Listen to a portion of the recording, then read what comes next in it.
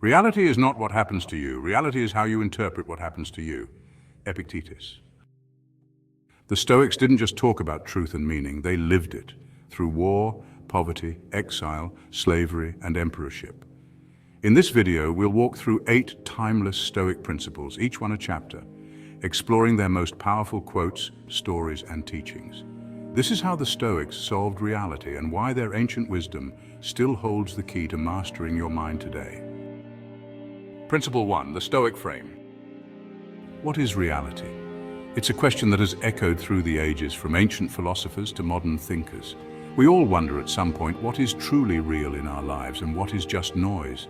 Is it the chaos outside, headlines flashing across screens, markets rising and falling, moments of victory and defeat, people celebrating and mourning in the streets? Is reality just the sum of all this activity, this constant motion and noise?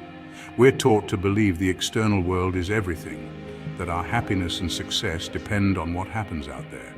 We're told that if we just keep up, if we react fast enough, we'll find fulfillment. But is that really true? The Stoics challenge this idea. They invite us to question what we've been told, to pause and look deeper. They urge us to look inward, to the reality within our own minds. They teach that the truest part of our experience is not what happens to us, but how we interpret and respond to it.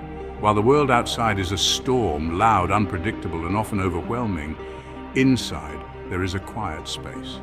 This is the place where we process, judge, and respond. It's where we decide what matters and what doesn't. This inner world is where we truly live. It's the only place we can ever really call our own, the only space where we have true control. Two people can face the exact same event. One sees disaster, the other sees opportunity. One is crushed by circumstances, the other is inspired to act. The difference isn't the event itself, but the mind interpreting it. Our thoughts, beliefs, and judgments shape our reality far more than the events themselves ever could. Are we just victims of circumstance, tossed about by forces we can't control? Or do we have the power to steer our own ship, to choose our direction even in the roughest seas? The Stoics believed we are captains, not puppets. We are not powerless even when the world feels overwhelming. We can't control the storm, but we can control how we navigate it. We can choose our attitude, our actions, and our responses, no matter what the world throws at us. Our power lies in our response, not in the chaos itself. The world may be wild, but our minds can remain steady. The ultimate reality is not the storm, but the captain's response. It's not what happens, but how we meet it that defines us. This is where our freedom is found. In every moment, we have the power to choose our perspective, to unlock new possibilities within ourselves.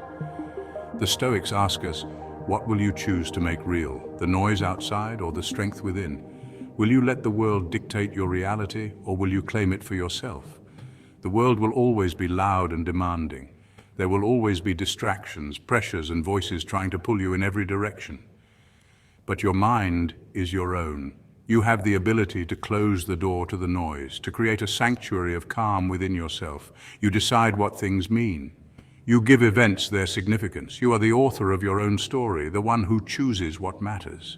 You decide how to respond. In every situation, you have a choice to react blindly or to respond with intention and wisdom. The storm is inevitable, but suffering is optional. Pain may come, but how much we suffer is up to us. The Stoics teach us to focus on what we can control, our thoughts, our judgments, our actions.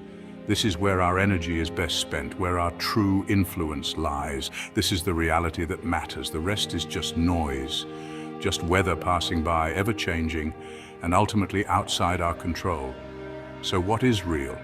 The answer is within you. It's in your choices, your values, your inner strength. That's where your true power begins. When you realize that reality is shaped from the inside out, you become unstoppable. Principle 2, reality as perception. The Stoics taught that reality isn't simply what happens to you or the events that unfold around you each day. Instead, reality is shaped by how you interpret those events, by the lens through which you view the world. Events themselves are neutral, just facts, not inherently good or bad, not blessings or curses until we decide they are.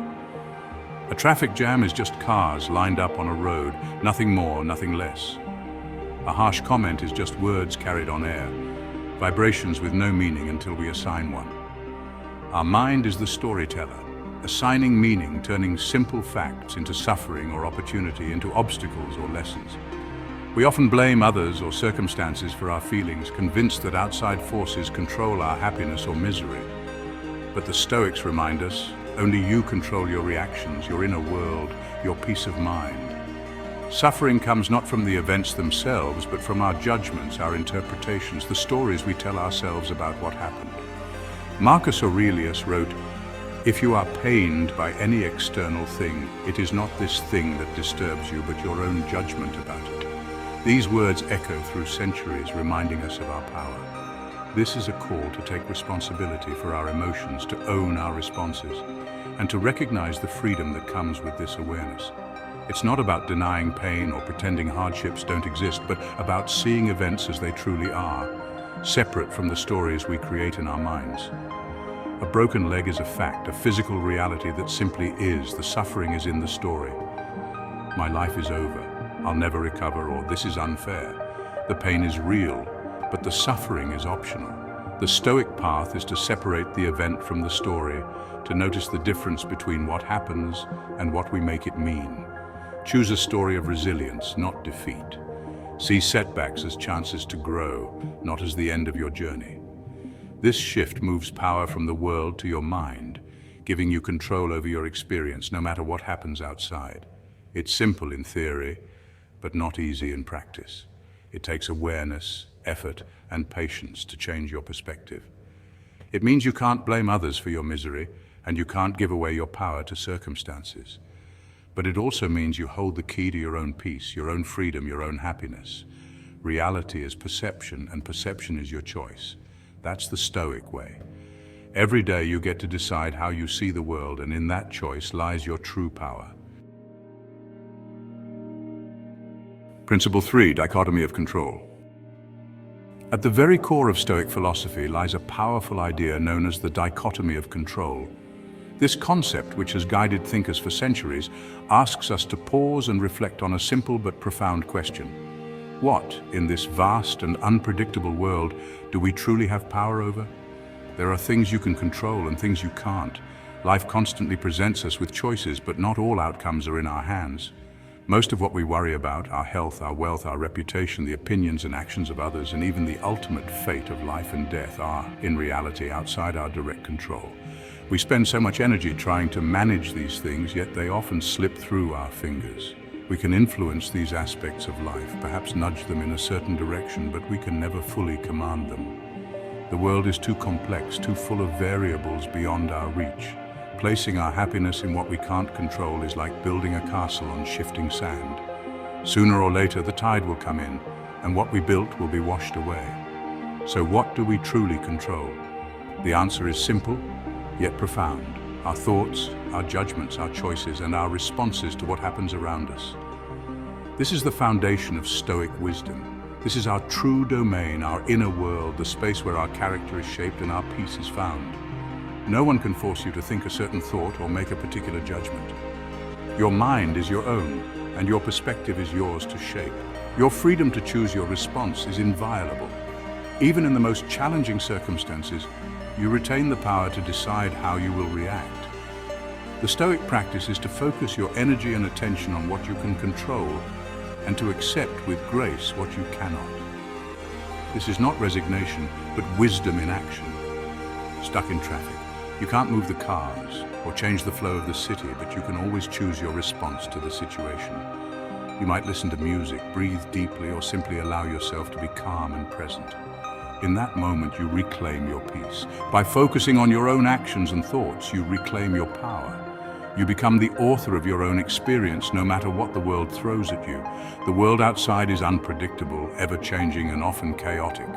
Storms will come and winds will blow, but your mind is your fortress, a place of strength and calm that no one can breach without your permission. The only thing you truly own is your response. That's where real peace begins. That's the Stoic secret, to master yourself, and in doing so, find freedom no matter what life brings. Principle 4, reality is a training ground. Stoicism was forged in hardship, not comfort. Marcus Aurelius, emperor, faced war, plague, and personal loss, yet he focused on his own character and choices.